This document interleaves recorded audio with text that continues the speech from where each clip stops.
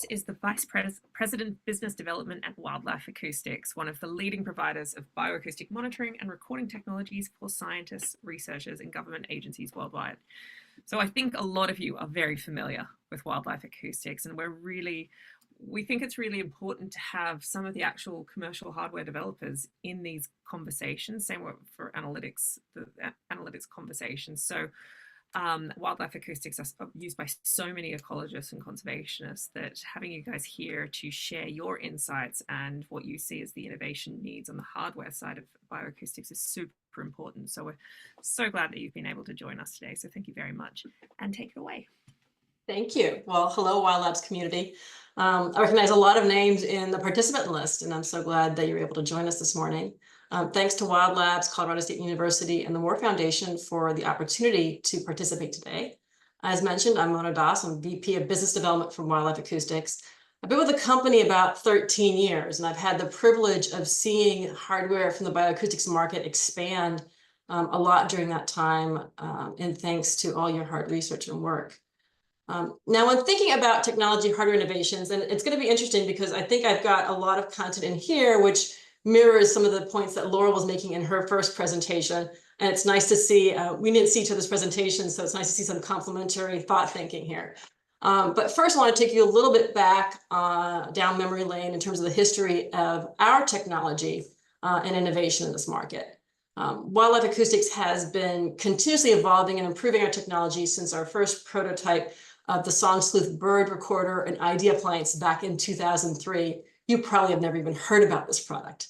But it was, now everyone's got, the Cornell's Merlin app on their phone. But back then, to have an appliance that would take a sound and give you species ID for most common birds of North America was pretty innovative. Now, commercially, that product was a flop. If you were a wannabe birder, you couldn't afford the $300 price tag. And if you're an avid birder, you didn't need it.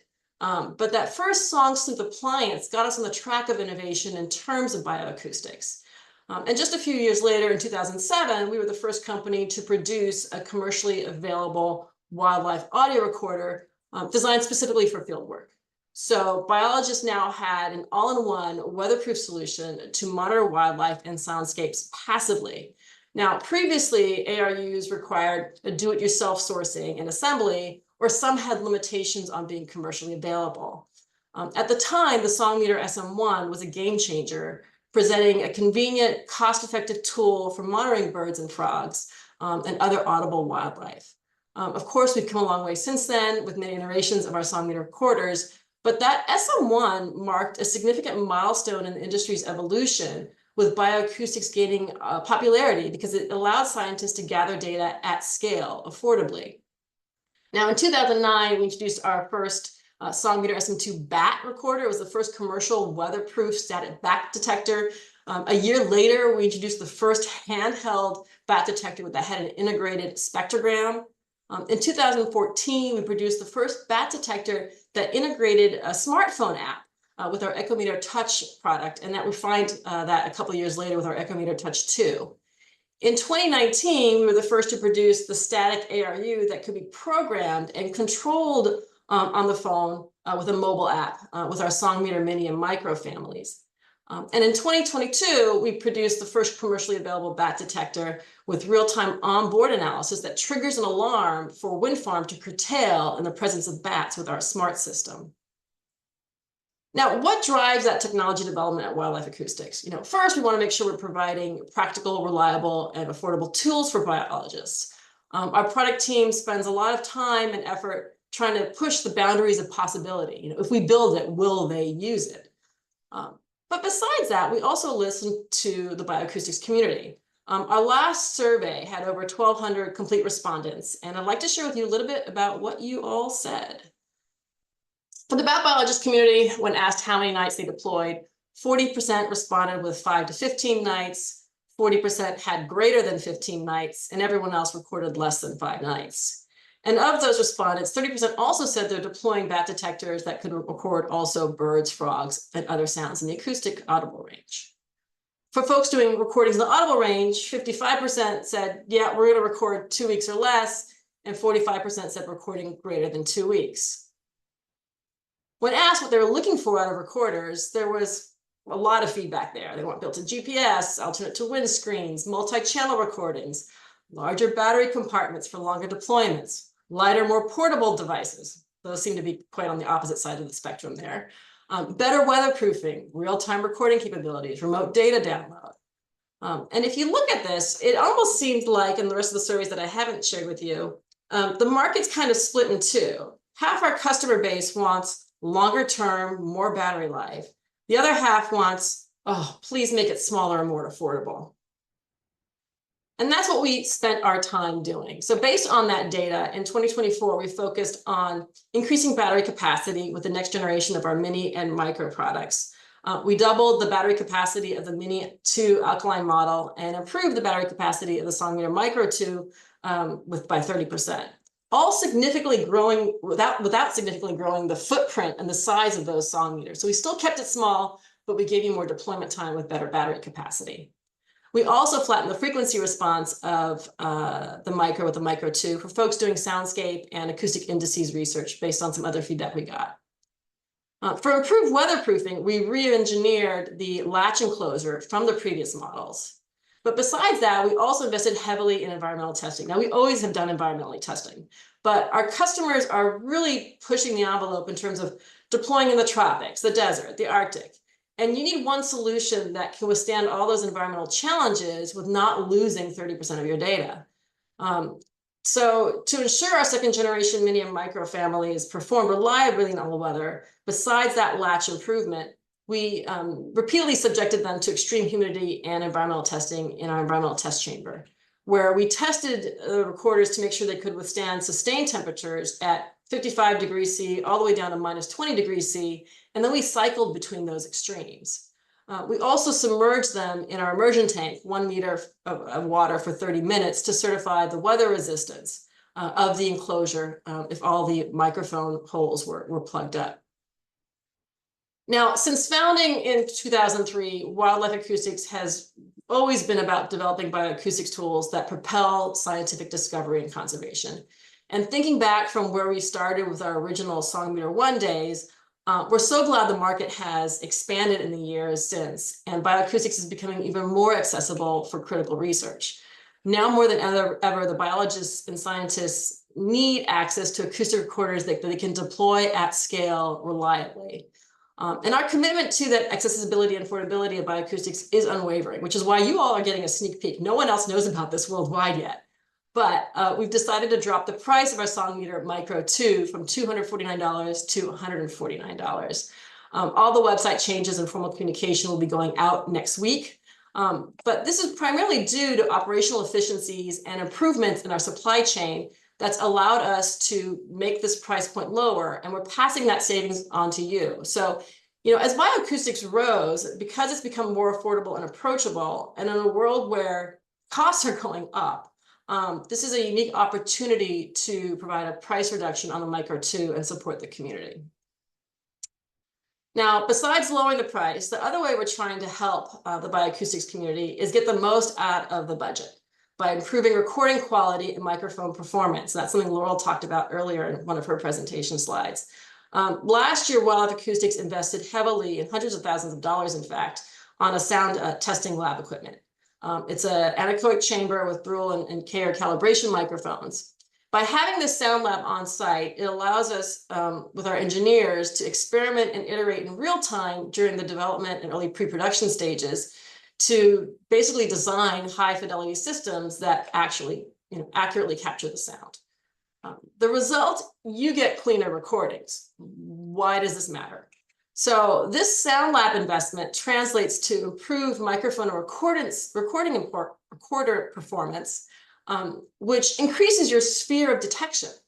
So let's say you hear a sound at 25 meters without getting into a lot of math. If I can improve that system's signal to noise ratio by 6 dB, assuming there's no single attenuation from absorption or reflections in the environment, then in theory, I could hear that sound by that 6 dB improvement 50 meters away, which means if you're defining a project, you need less recorders than otherwise planned.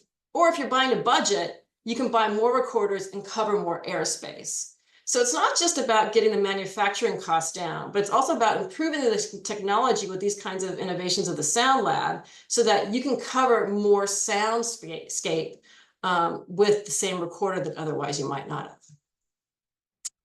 Now that was great for those that wanted more affordable, more battery, but lightweight. Looking at those respondents from the survey, they also wanted long-term solar panels, more batteries on that side of the spectrum. And again, this is a sneak peek. No one else in the world knows this yet, but in October, we are going to be introducing our power kit. It has an integrated solar panel with a battery pack and the necessary accessories and cables to support external powering of the SM3 and Songmeter SM4 family of recorders. What's compelling here is that price point. Before, customers had to source the solar panel, buy the battery kit, get the cable from us.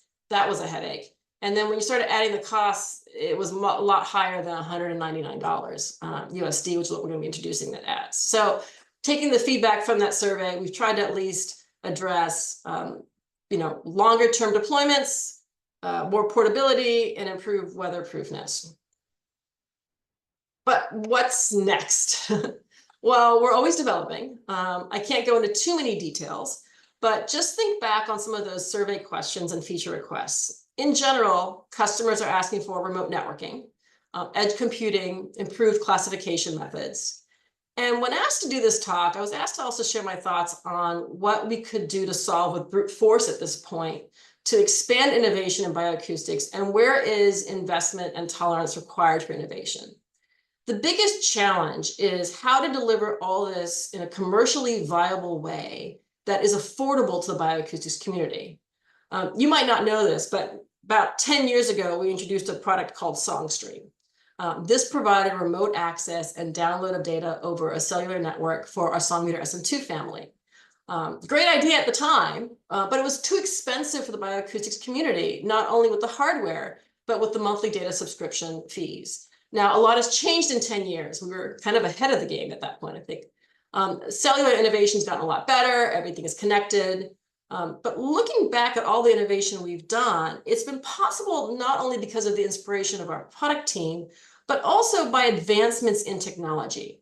We're leveraging advancements in the consumer market to drive down costs in the bioacoustic sector.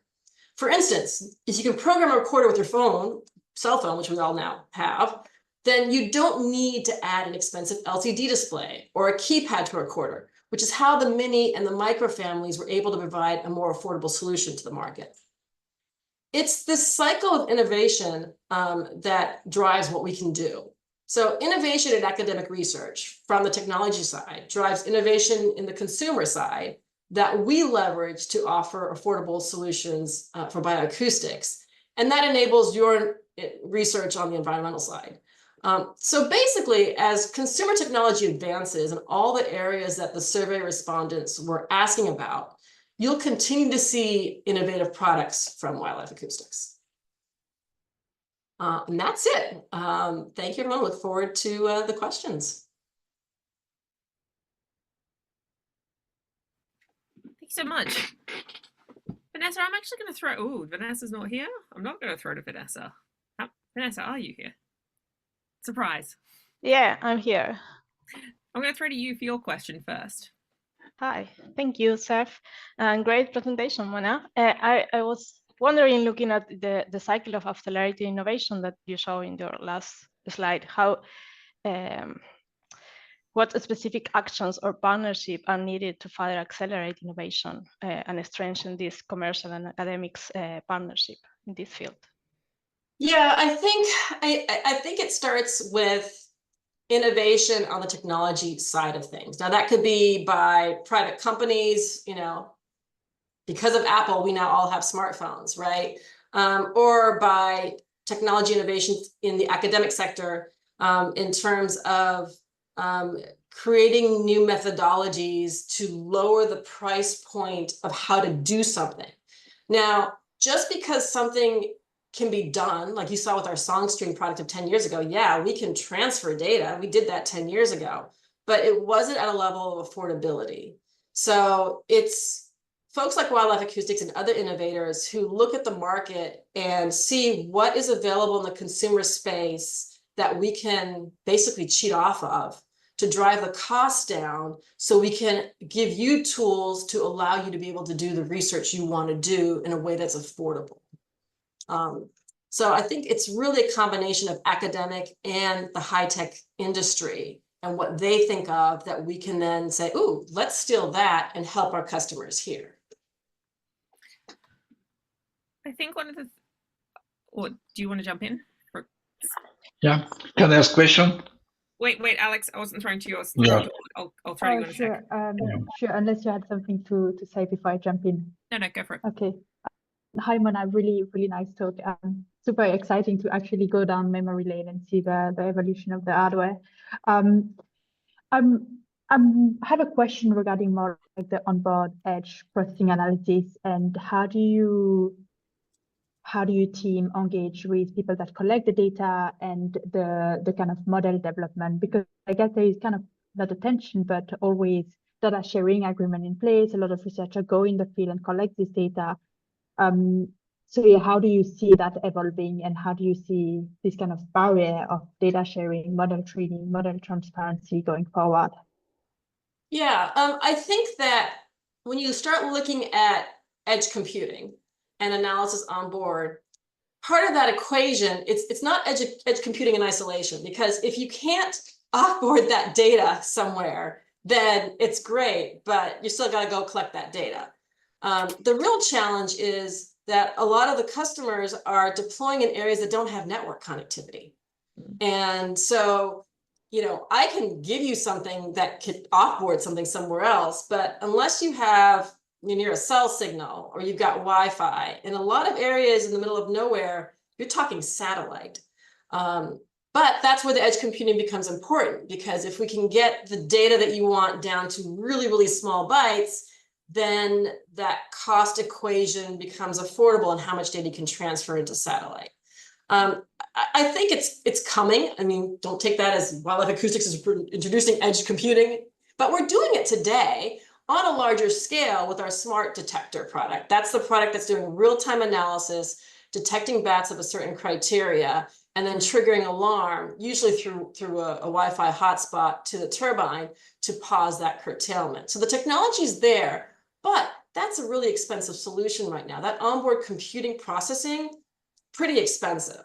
So we're monitoring what's going on in terms of the microprocessor market to see how that can be leveraged in terms of how do you get that onboard computing onto a recorder in an affordable way.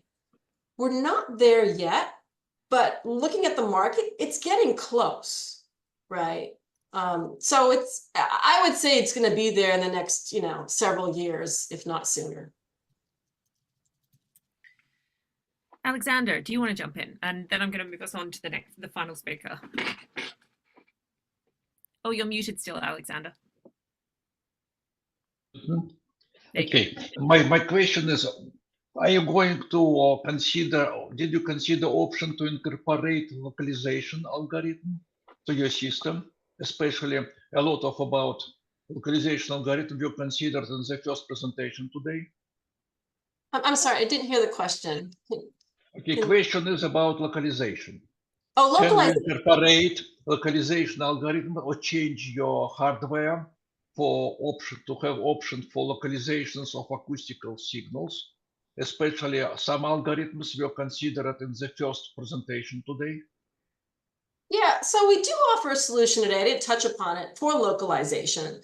That's our SongMeter SM4TS time synchronization product.